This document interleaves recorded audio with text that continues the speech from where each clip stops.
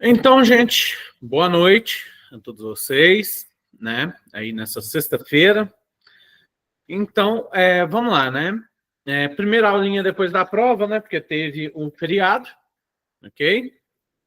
E como vocês já sabem, a nota de vocês provavelmente já está no Proesc, né? A nota de todos na avaliação, né, de projeto experimental, ok? Caso vocês queiram pegar em mão a avaliação, né, eu posso entregar ela para vocês durante a aula de laboratório, caso não seja problema para ninguém aqui, né? Aí, caso não, também a sala de mineração eu dou aula para vocês na quinta-feira, é só vocês pedirem que eu entregue essa prova também, né? Caso o pessoal de química queira que eu deixe as avaliações, talvez com a Ana aí na Politécnica, para vocês pegarem, ou vocês pegam na aula de química mesmo? Na aula presencial, quer dizer? Por mim, pode ser, você pode deixar cá. E como é que foi as notas? Variou bastante, né? Tiveram notas boas, tiveram notas ruins, né? Isso aí sempre tem. Mas eu acho que foram medianas, foram até boas, não foram muito ruins, não, né? Eu gostaria de chamar a atenção para vocês, não só das notas, todas elas já estão no sistema. Não sei se vocês olharam, mas eu postei elas até, eu acho que no final de semana, logo após terem feito, né? Então, assim, Então aquela nota que tá lá já é da prova, então. sim, vocês só foram Tá. avaliados até agora da prova. Entendi.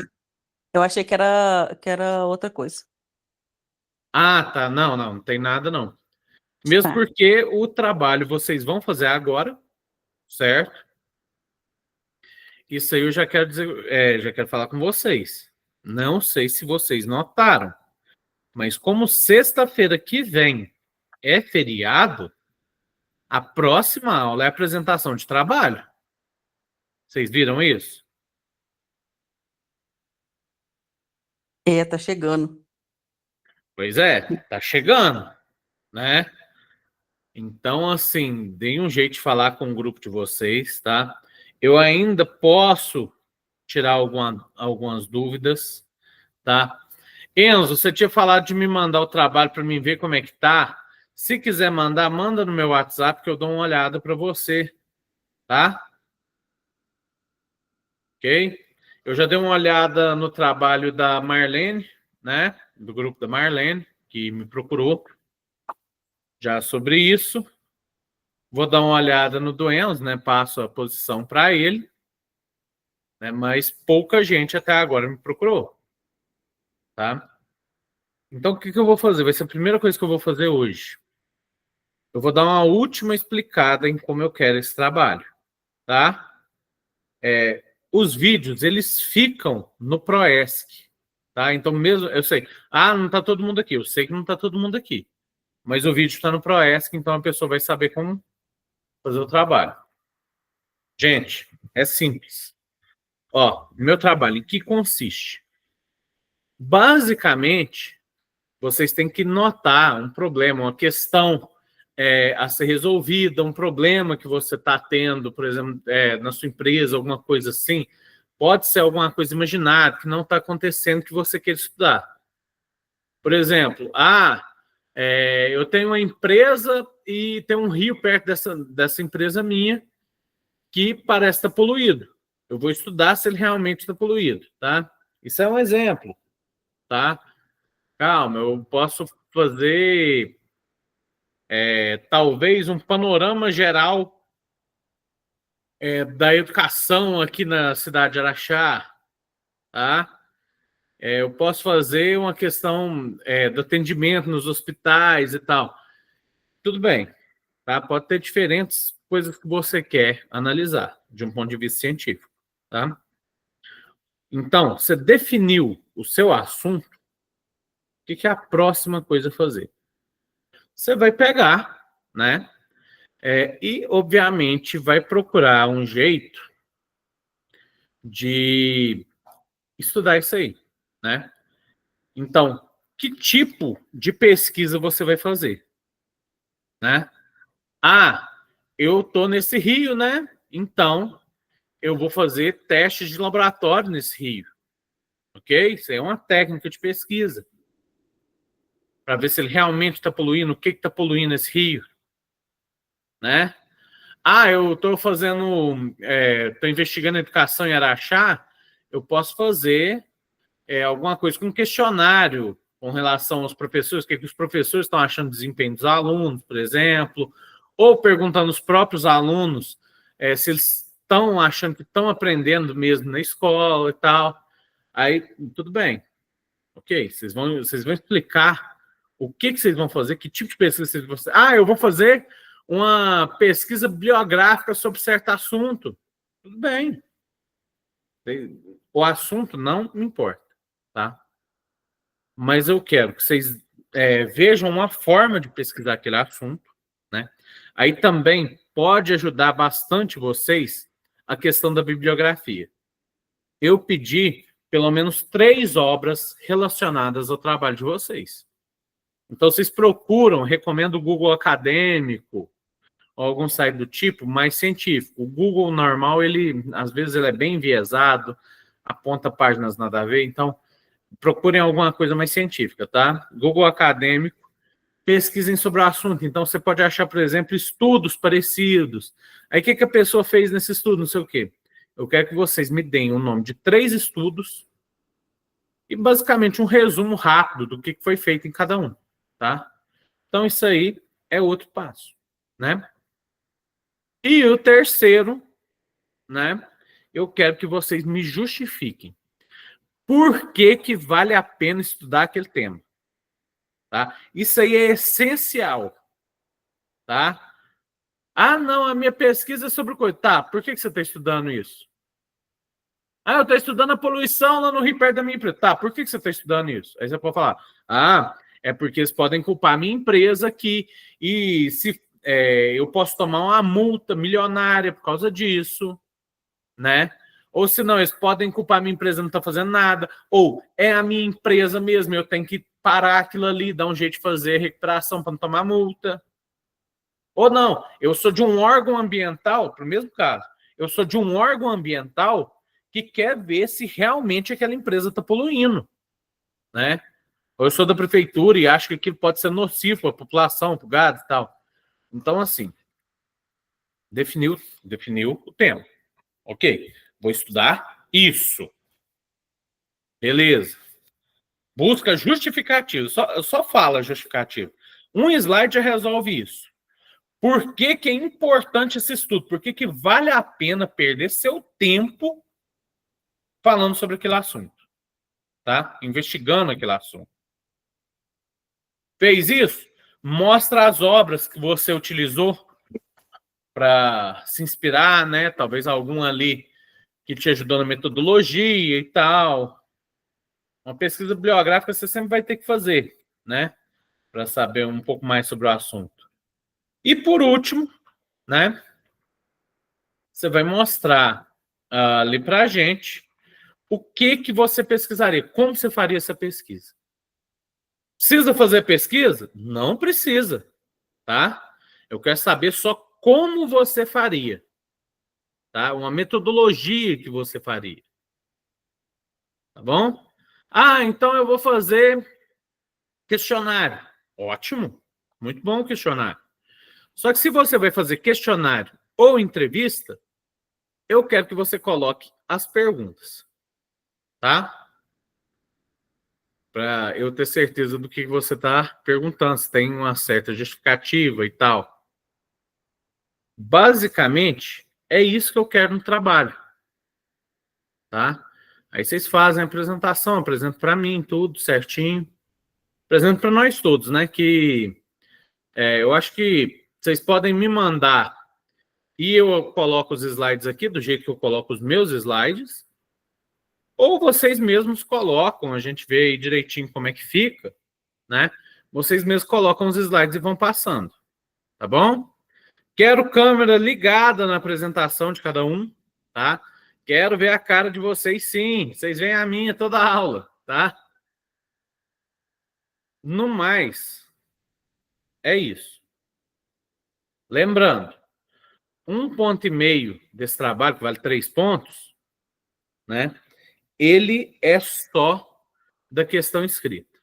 1,5 ponto é a apresentação, e o outro 1 ponto de trabalho é, né, o presencial, lá que a Ana está falando. Mas vamos supor que todo mundo não concorde dessa coisa da aula presencial. Se vocês não concordarem, o trabalho vai ficar valendo 4 pontos. Aí o peso é ainda maior. Tá? Eu acho que todo mundo vai concordar. Mas caso não concorde, tudo bem. Tá? Alguma dúvida? Se quiser perguntar, é agora.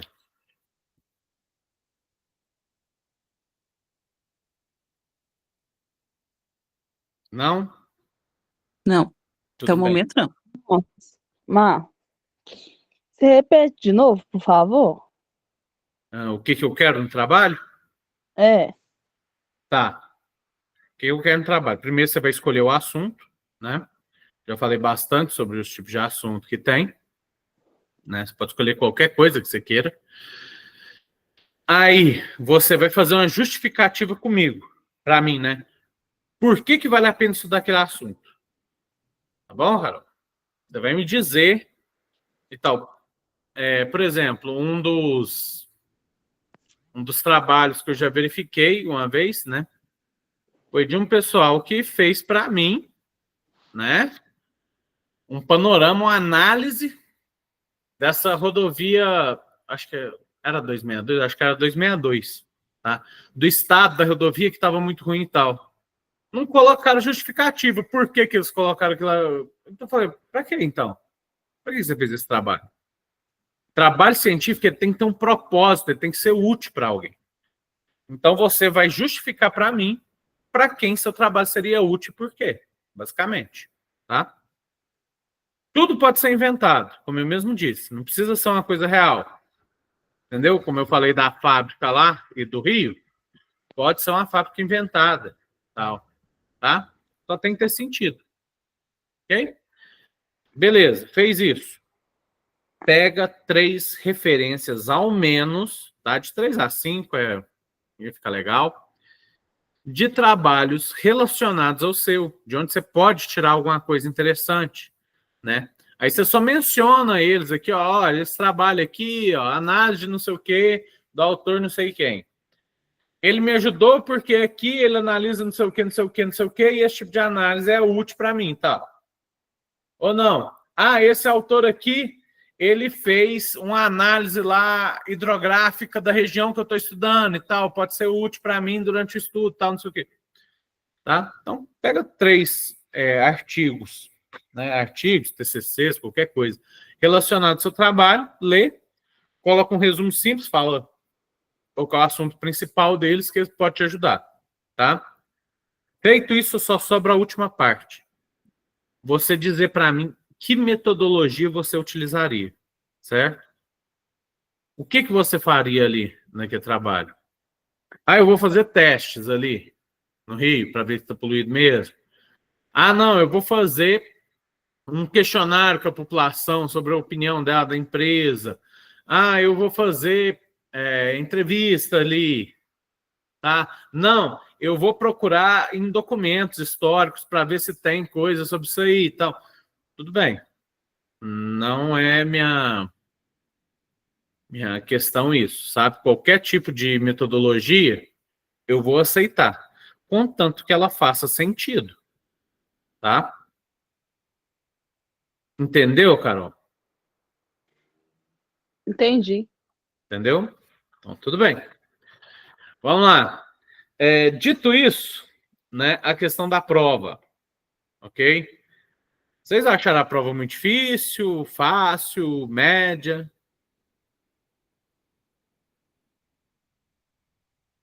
Tem opinião, não? Aí eu não achei muito difícil, não. Eu Eu tentei achei, não achar. porque assim, na verdade, é igual a gente estava comentando na sala. Você tinha falado na revisão, né? Aham, Muito sobre o que caiu lá. Eu, exato. assim, não achei muito difícil, não. Também não sei se tirei, eu acho que eu não tirei total, não, mas também não zerei. Ai, ai. Tá. Então vamos para a questão, acho que todo mundo aí ficou meio de cabeça em pé, né? Que deve ter sido aí a mais estranha, eu imagino, que é a questão, né, do nosso é, do nosso cavalo com chifre, né? O vulgo, né? Também teve na prova substitutiva, não foi um cavalo com chifre, né? Foi um corvo albino que eu perguntei, mas basicamente se aplicava aos dois, ok? Então o que que é? Você achou uma coisa, né, na natureza que basicamente não existe, não se tem nota disso. Claro, não se tem nota real, né? Unicórnio existe na mitologia, né? Cavalo com chifre é um unicórnio. Mas não se tem notícia disso realmente, né? Então, você viu isso na natureza. E eu queria que você falasse para mim um método de estudar aquilo ali, ok? E por que você utilizou ele também? Muita gente falou muita coisa diferente, teve muita resposta diferente. O mais importante aqui é como você vai explicar o método que você está utilizando, tá? Mas, obviamente, tem respostas erradas, tá? Vamos lá, algumas respostas que eu considero erradas. Não tem nem como, tá? Primeira delas, método dedutivo, tá? O que é o método dedutivo? Perguntei na prova também. Método dedutivo. Você parte de uma lei geral para chegar em conclusões específicas, tá? Só que é o seguinte, como é que você vai utilizar isso aqui? Qual que seria a sua lei geral? Sua lei geral seria cavalos não têm chifres. Aí você vai chegar na sua lei específica, esse cavalo tem chifre? Não faz sentido nenhum, tá? Então, método dedutivo não faz sentido aqui. Método indutivo, ou seja, partir de coisas específicas para chegar a regras gerais, né? Seguinte, gente, método indutivo também não funcionaria aqui, sabe? Por que que o método indutivo não funcionaria aqui? Porque é o seguinte, você tem que testar com mais de um, né, de um ser da espécie ali. Então, você vai testar os cavalos, você vai ver um cavalo, vai examinar um cavalo, não tem chifre. Vai examinar dois, não tem chifre. Vai examinar 400, não tem chifre. Você vai achar uma exceção. Então, o que você vai achar com o método indutivo, como regra geral, é cavalos não têm chifres. Tá? É isso que você vai conseguir chegar. Esses dois não tem nem lógica. Método histórico. Isso aqui depende muito de como a pessoa explicou para mim, tá? Esse aqui você tem que saber explicar. Porque na história, você já ouviu falar de um unicórnio de verdade? Você ouve falar, tipo, a história do Hércules, sei lá, alguma coisa assim. Ah, tem uma poesia do século XIV. Ah, para, tá? Tô falando de coisa científica, tá? Falando de relato real. Você não vai achar relato de unicórnio.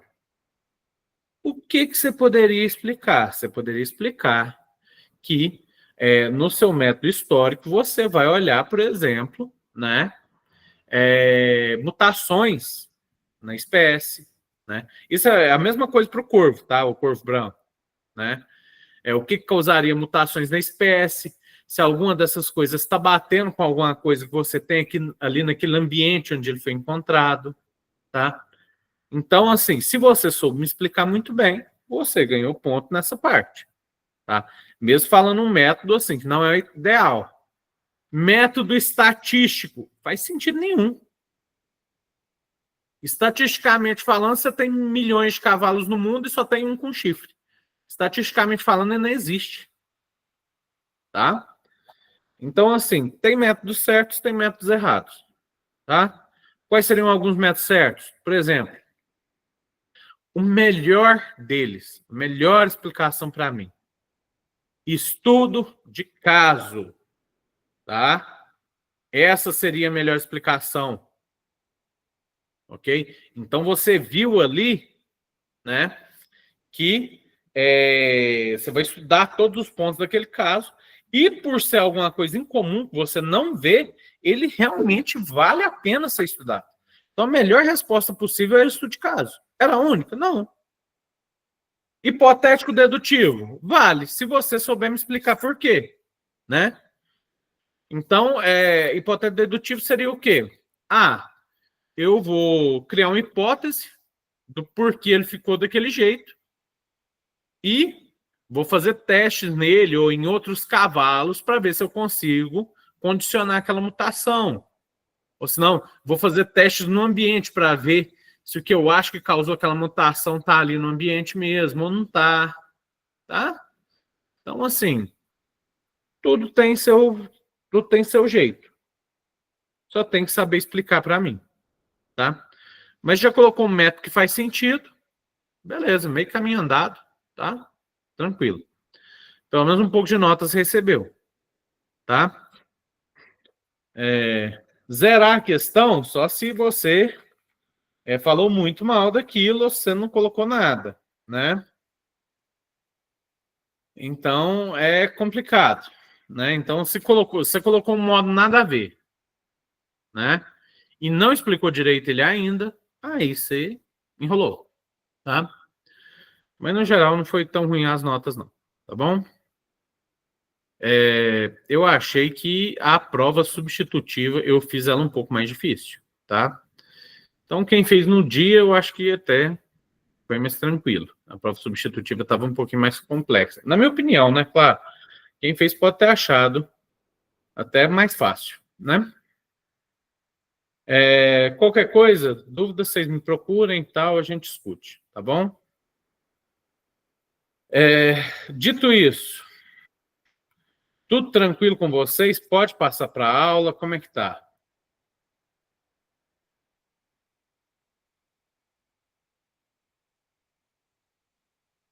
Muito tranquilo, pode passar para aula.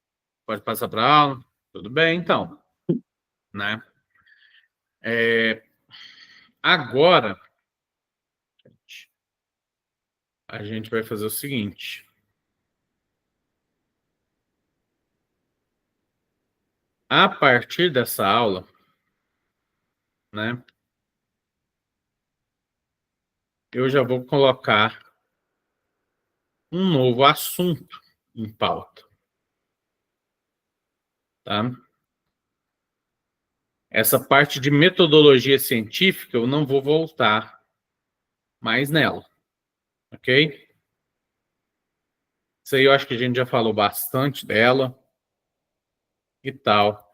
E o trabalho vai tirar o resto das dúvidas. Então,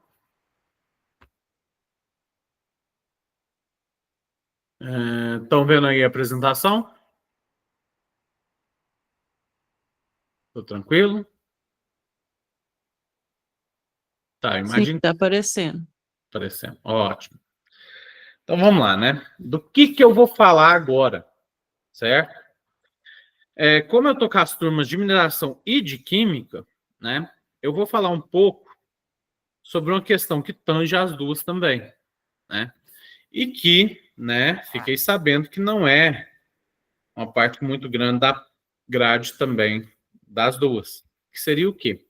Seria a questão da flotação, ok? Então, essa segunda parte, ela vai ser focada na flotação, tá? Então, o que acontece? O que seria essa flotação? Flotação, basicamente, é uma operação de concentração, né, da indústria mineral, certo? Ela envolve muita química, né? mas quem é da mineração também precisa saber como ela funciona e tal. Então, por isso que eu achei interessante passar as duas. Então, vamos falar um pouquinho sobre isso, né?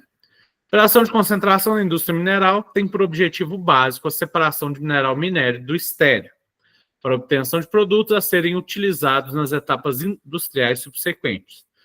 Vocês veem que eu estou falando da operação de concentração, em geral. Tem outras operações que não são a flotação. Só que a flotação é, de longe, a mais utilizada mundialmente. Tá? Os motivos para ela ser tão utilizada, para ela ser tão bem vista, eu vou falar um pouco sobre eles. Mas ela é a mais utilizada, né? Quase toda empresa mineral, ela vai provavelmente ter aí a flotação como um dos seus processos de beneficiamento. Baseadas nas diferenças físicas e químicas entre as espécies minerais, caracterizadas pela propriedade diferenciadora que são principalmente, né? Massa específica, que aí entraria a concentração gravítica, suscetibilidade magnética, que é uma concentração magnética, e as chamadas propriedades de superfície. Nessas aí está incluída a nossa querida flotação, tá?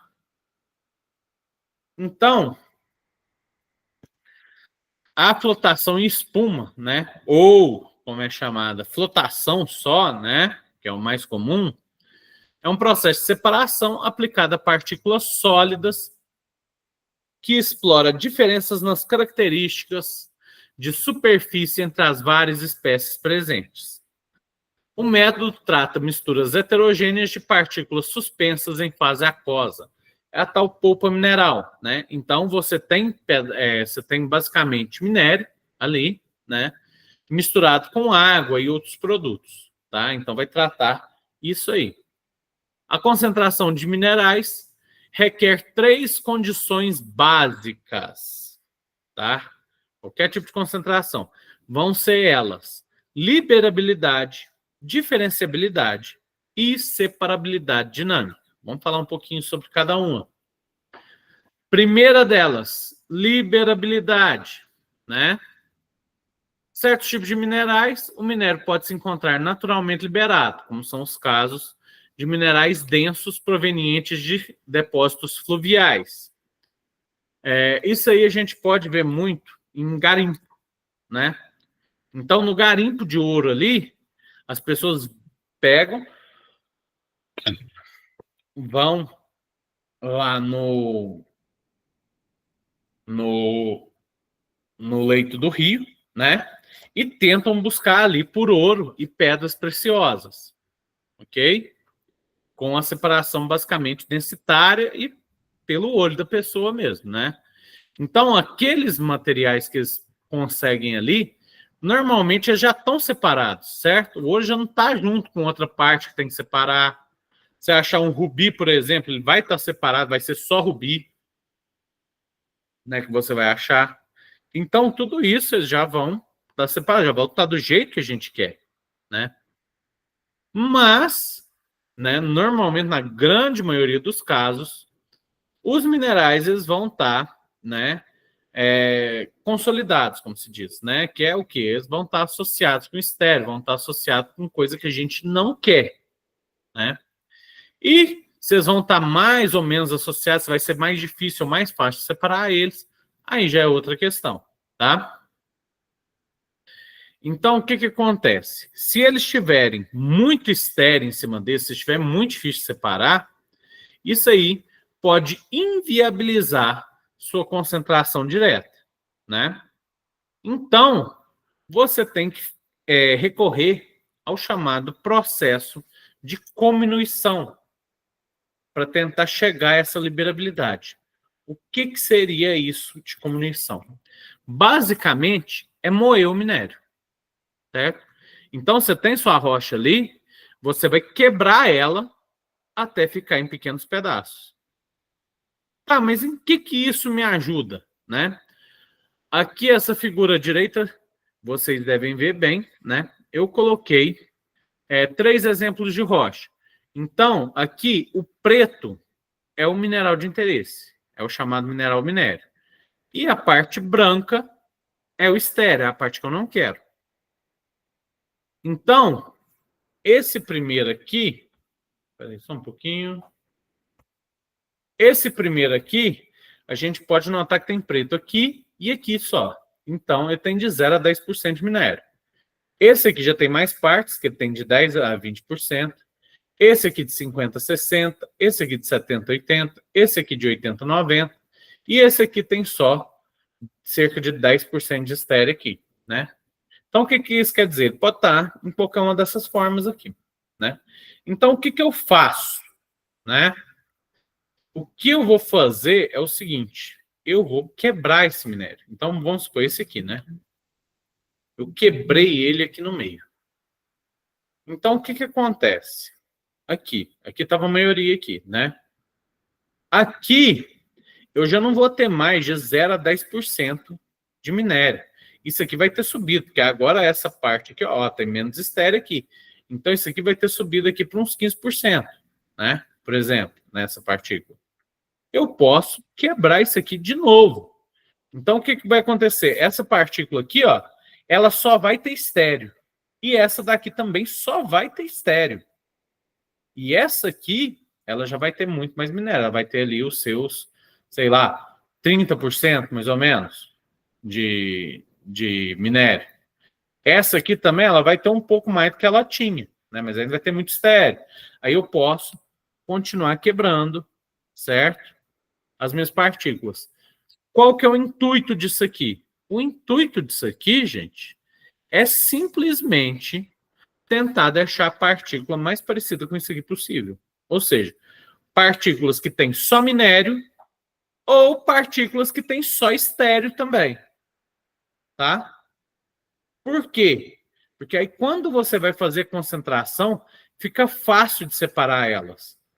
Porque se a partícula aqui tem 50%, 60% de minério, ela pode ir tanto para a sua barragem e ser descartada, quanto você pega no seu processo e ser utilizada.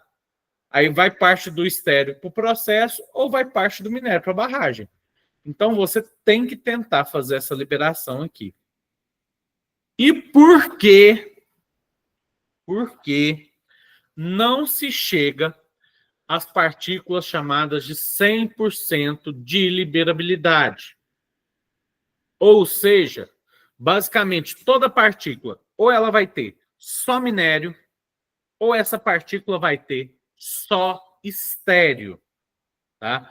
Por que você não quer chegar nisso aí?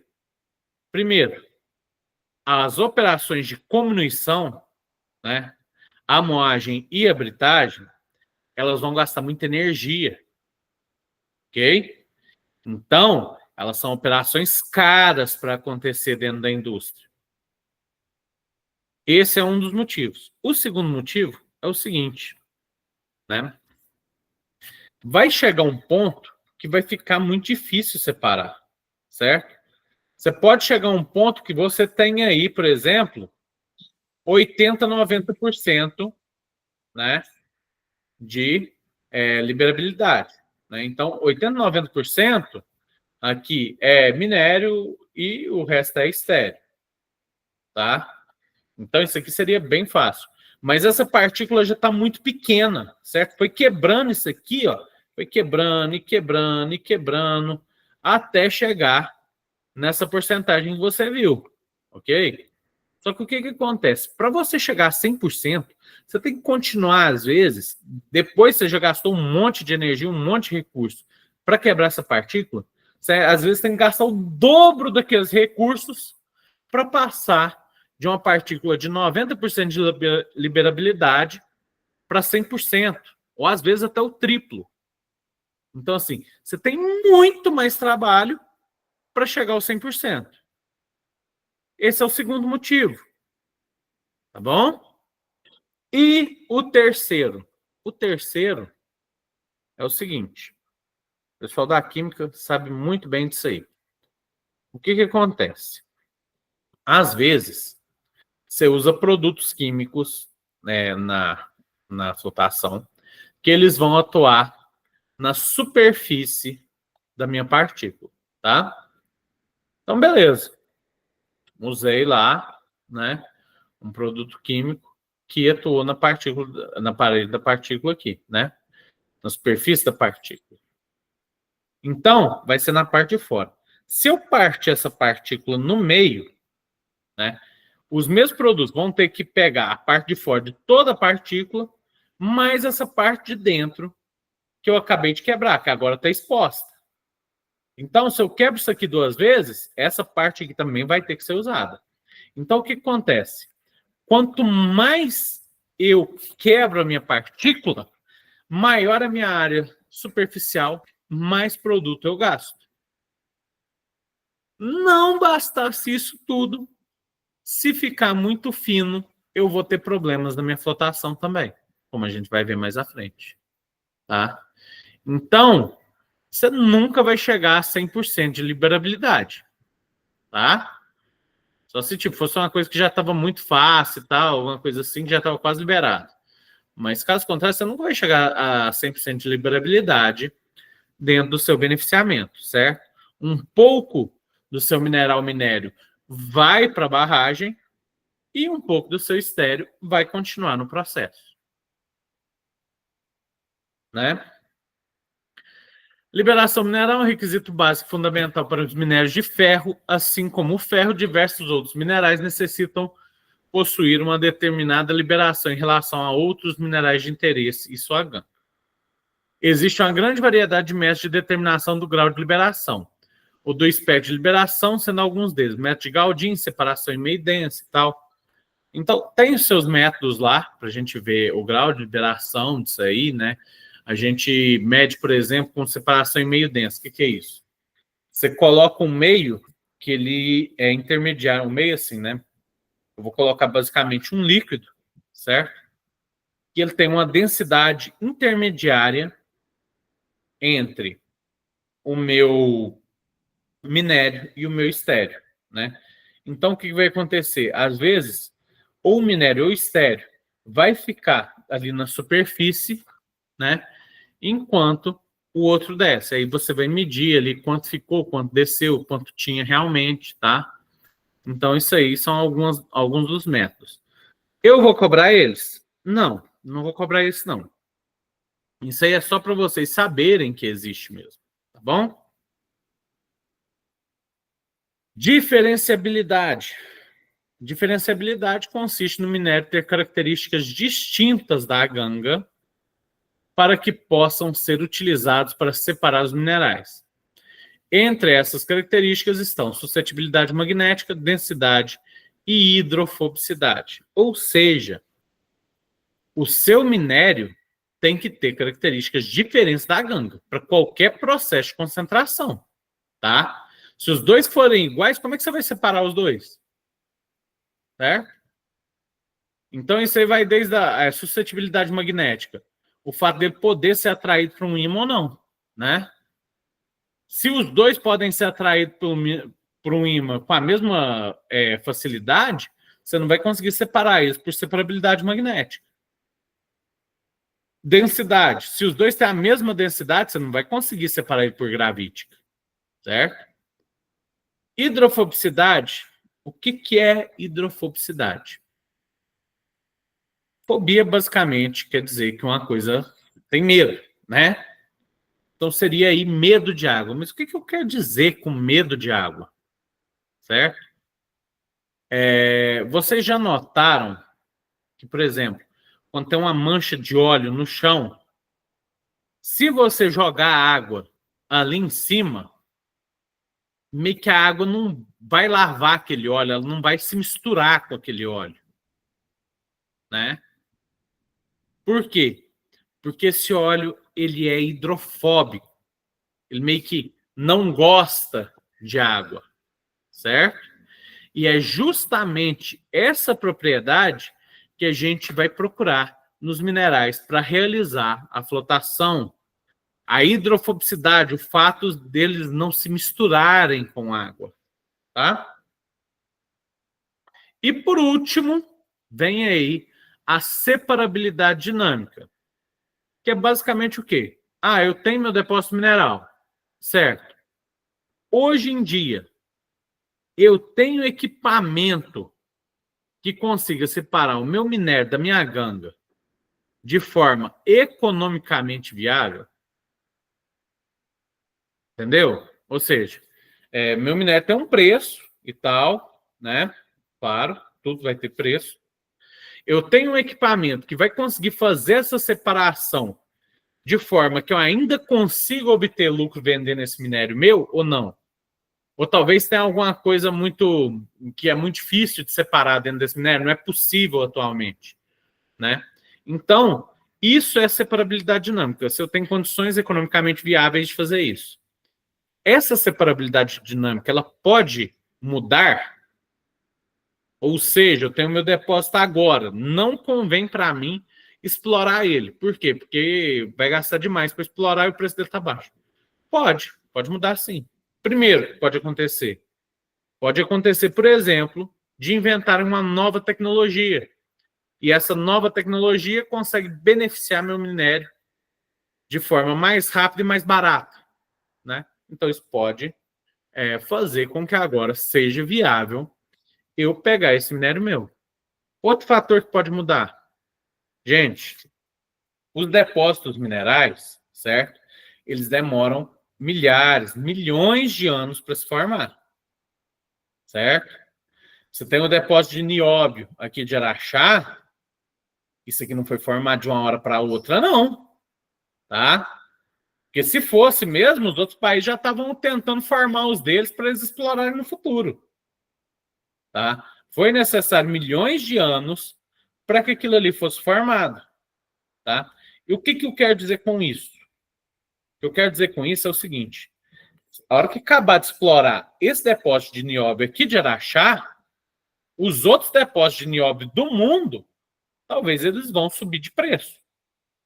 Entendeu? O nióbio vai subir de preço. Por quê? Porque agora o maior depósito que tinha já não tem mais. E não tem como crescer outro. Então pode ser que o preço dele suba. E se o preço dele subiu, pode ser que agora beneficiar ele valha mais a pena. Tá? Então essa questão da separabilidade dinâmica, ela pode mudar com o tempo. Tudo bem dessas três características aqui que você precisa? Liberabilidade, diferenciabilidade e separabilidade dinâmica?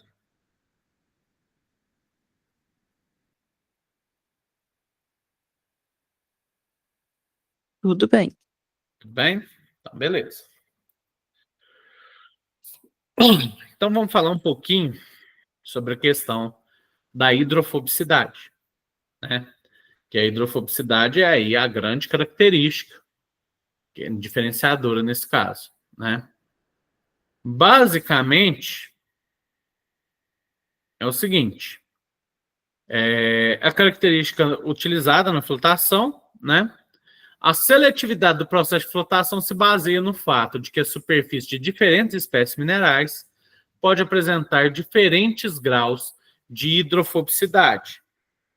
O conceito de hidrofobicidade de uma partícula está associado à molhabilidade da partícula pela água. O conceito oposto da hidrofobicidade é chamado de hidrofilicidade. Então aí é o seguinte, eu coloquei essa foto aí, né, de uma planta com alguns pingos de água sobre ela. Tudo bem?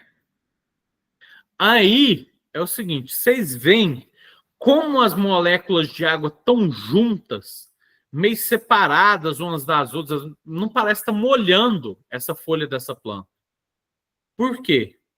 Porque essa folha dessa planta tem características hidrofóbicas. Ou seja, a água não vai penetrar nessa folha, não vai molhar ela direito.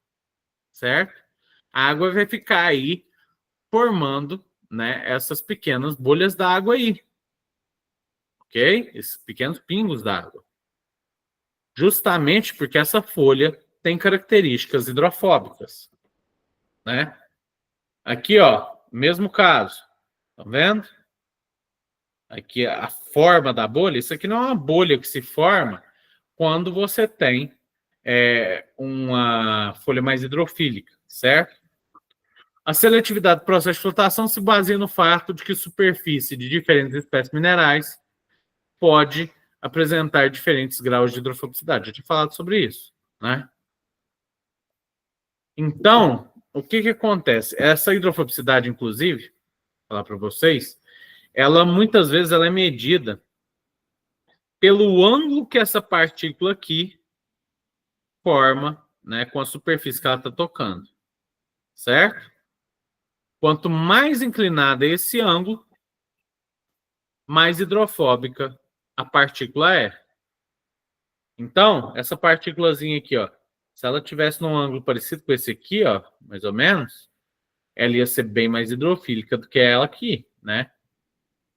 Se ela tivesse um ângulo assim, ó, ela ia ser mais hidrofóbica ainda, tá? Isso aí é só uma coisinha, só para vocês entenderem bem como é que funciona, né? Mas basicamente tem diferentes graus de hidrofobicidade. Quando se fala do ponto de vista químico, né, a que se deve essa hidrofobicidade? Essa hidrofobicidade se deve à polaridade dos compostos químicos, né? Um composto químico, basicamente, ou ele vai ser polar ou ele vai ser apolar. O que que é isso? Né? É quando dentro de uma mesma partícula, certo? Há densidades de cargas diferentes. Ou seja, uma parte da partícula aqui, isso aqui é a partícula de água, né? Ela vai ter uma parte aqui nos hidrogênios que ela vai ter uma densidade de carga positiva. Ou seja, é como se fosse um ímã, certo? Tem a parte positiva e a parte negativa do ímã, né? Então, ela vai ter sua parte positiva e ela vai ter sua parte negativa aqui no oxigênio, que é um elemento muito eletronegativo por natureza, certo? Então, ela vai ser atraída por quê? Ela vai ser atraída e vai atrair outras partículas que também são polares, ok? Então, que tipo de partícula que vai ser hidrofóbica? As partículas hidrofóbicas vão ser as partículas apolares, né? Então, partícula apolar vai poder, né, interagir ali com partícula apolar e partícula polar vai tender a interagir com partícula que também é polar, certo? Então, as partículas hidrofóbicas, elas vão ser apolares. Nos sistemas de flotação, a fase líquida é sempre a água, né? Ou seja, você sempre vai utilizar a água ali. Tem algumas raras exceções, né? Mas 99% é água, né? Uma espécie polar, né? Então, a água é uma espécie polar. E você vai fazer bolhas ali, certo? Ou seja, vai ter uma fase gasosa. E essa fase gasosa é o quê? É o ar. E o ar vai ser basicamente moléculas apolares. Então, eu vou estar trabalhando com os dois. Eu vou estar trabalhando com o ar, que é uma molécula apolar, e com a água, que é uma molécula polar. Certo? Aqui eu estou mostrando aquela questão que eu falei para vocês, ó, da molebilidade.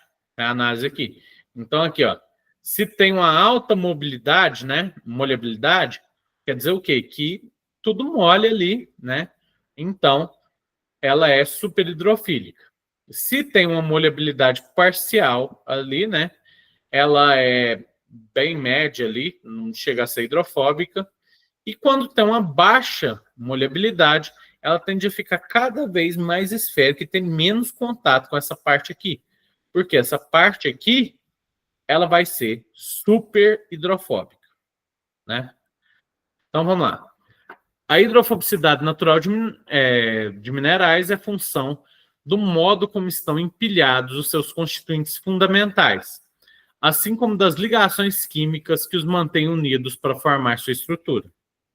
Desta propriedade resulta o fenômeno de native floatability, isso é, os minerais já nascem hidrofóbicos e, por isso, prontos para flopar sem a prévia absorção de agentes coletores. Entre esses minerais, né, a gente tem aí o talco, a grafita e a pirofilita. Só que eu pergunto para vocês, vocês acham que isso aí acontece sempre, que tem muitos minerais hidrofóbicos? Não, não tem. Tem poucos, certo? Mas se tem poucos minerais hidrofóbicos, como é que a flotação é tão utilizada? Você falou que 99% das empresas utilizam a flotação. Claro, isso é um número tirado puramente da minha cabeça, viu, gente? Não levem isso a via de regra, não. É que flotação é o método de concentração mais comum, tá? Então, falando, se tem poucos minerais hidrofóbicos, como é que é o mais utilizado? Bom, eu vou mostrar isso para vocês daqui a pouco, né? Aqui, né, eu tenho um exemplo de moléculas polares, né, e moléculas com parte apolar e parte polar. Então, basicamente, todo hidrocarboneto, né, são compostos que são formados basicamente por carbono e hidrogênio, eles vão ser moléculas apolares, né? Mas muitas vezes se tem moléculas apolares, vai ter moléculas polares ligadas a ela, ou seja, vai ter uma parte polar na sua cadeia aqui, né? E vai tornar essa molécula uma molécula polar. Então lá, a quantidade de minerais naturalmente hidrofóbicos é muito pequena, por isso, no processo de flotação, são utilizados compostos orgânicos e inorgânicos de acordo com a função necessária, né? Esses compostos são os chamados reagentes, certo? Então, o reagente é uma coisa que você utiliza quando o mineral que você tem, ele não é naturalmente hidrofóbico, certo? Então, se ele não é naturalmente hidrofóbico, você vai ter que utilizar reagentes. Então, quais seriam eles? O primeiro tipo de reagentes que a gente vai estudar, né? É o mais comum também, talvez, seria os chamados coletores. O que são coletores? Basicamente, são reagentes que atuam na interface sólido-líquido, né? Por isso eles são chamados de surfatantes também, né? Alterando a superfície mineral, que passa de caráter hidrofílico para hidrofóbico. Ou seja, ele vai se conectar à superfície da partícula mineral e vai dar uma característica hidrofóbica para ela, certo? São compostos heterogêneos constituídos de um grupo inorgânico ativo e uma cadeia hidrocarbônica, bem similar a isso aqui, ó, certo? Então, você tem uma parte polar e você tem uma cadeia de hidrocarbonetos, que é apolar, né? A parte inorgânica polar da molécula é a porção coletora, que dissolve na superfície mineral, ou seja, que gruda na superfície mineral. Por sua vez, a cadeia hidrocarbônica apolar promove a hidrofobicidade da superfície mineral. Aqui a gente tem alguns exemplos disso, né? São duas moléculas diferentes, ácido acético e ácido capróico, né? Mas é só para vocês verem, né? Que eu vou utilizar esse tipo de molécula aí como meu coletor. E como é que funciona isso aqui? Tá vendo essas moléculazinhas aqui que tá parecendo uns espermatozoides? Então, isso aqui são os coletores, tá? Então, o que acontece? Aqui, essa parte aqui que tá parecendo a cabeça do espermatozoide, ela é a parte polar da molécula, né? Essa parte aqui, ó, essa parte aqui, tá? Então, essa parte aqui, ela vai ter uma carga, seja ela positiva ou negativa. E essa carga, normalmente, ela tem carga oposta à superfície do mineral, que também vai ter uma carga.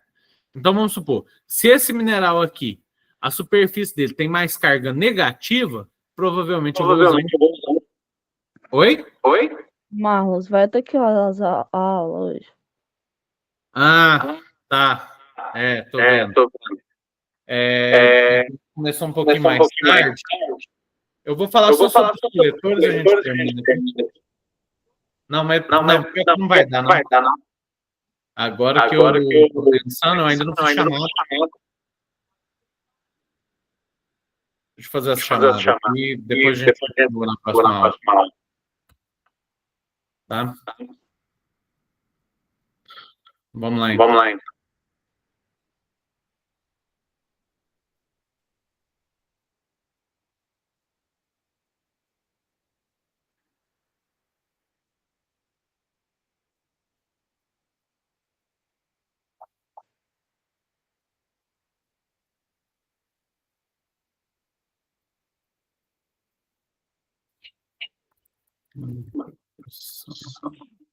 Votação.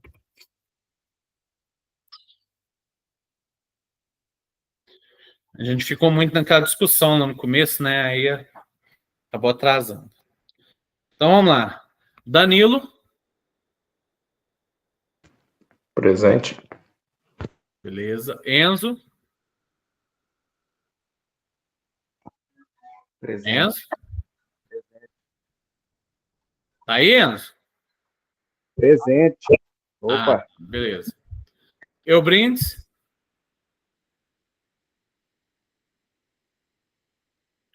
Faltou. Francisco. Presente. Gustavo.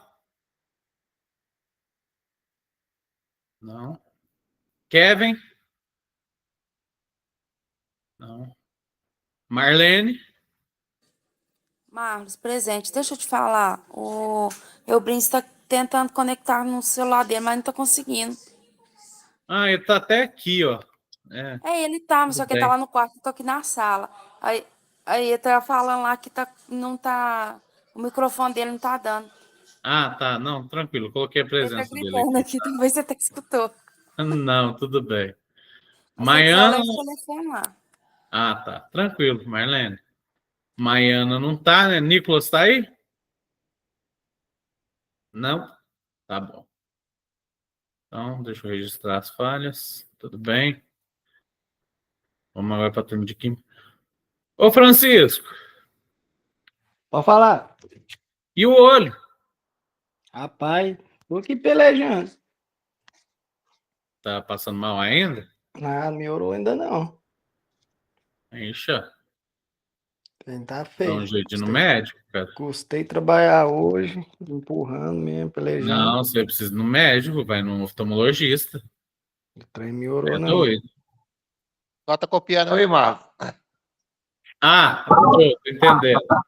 Quem que acertou seu oi, Francisco? Lá ele. Tá. Deixa eu só arrumar aqui. Fazer chamada de química. Nossa senhora. Peraí.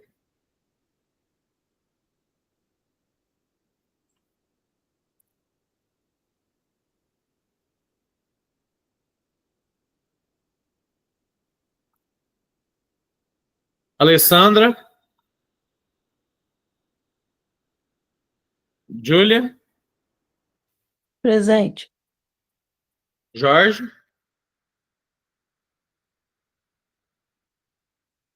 Ítalo.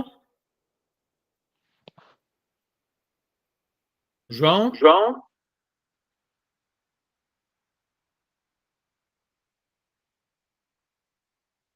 Caroline. Presente.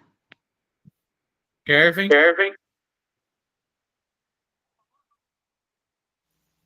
E o Wesley. Bem. Pessoal, seguinte. Primeiro, quem que tá falando? Caroline, desliga o microfone, por favor.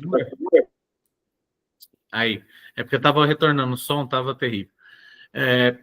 Seguinte, a aula que vem já é a apresentação do trabalho, tá? Porque semana que vem não tem aula, tá bom? Eu ainda tô aceitando dúvidas até sexta-feira da semana que vem, tá?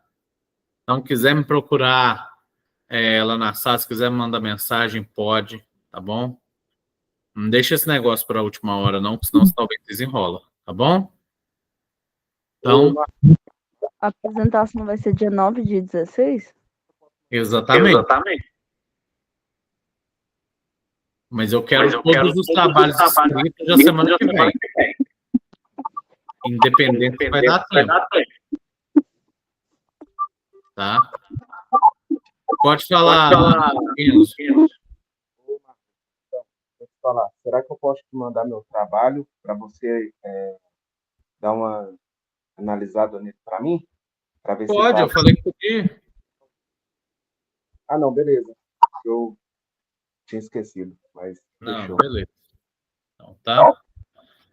Aí, você pode mandar o trabalho, quem quiser mandar áudio e tal, pode mandar. Se quiser me procurar pessoalmente também, pode procurar, tá?